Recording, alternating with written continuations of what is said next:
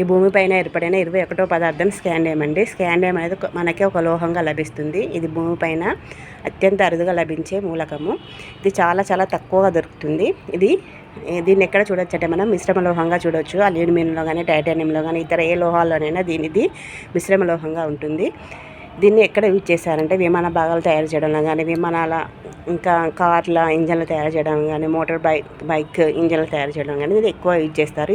ఎందుకంటే ఇది చాలా తేలికైన మరియు చాలా హీట్ రెసిస్టెంట్ కలిగి చాలా బలంగా ఉంటుంది కాబట్టి దీన్ని ఒక మిశ్రమ లోహంగా వాడడం వల్ల వేరే లోహానికి స్ట్రెంత్ పెరుగుతుంది.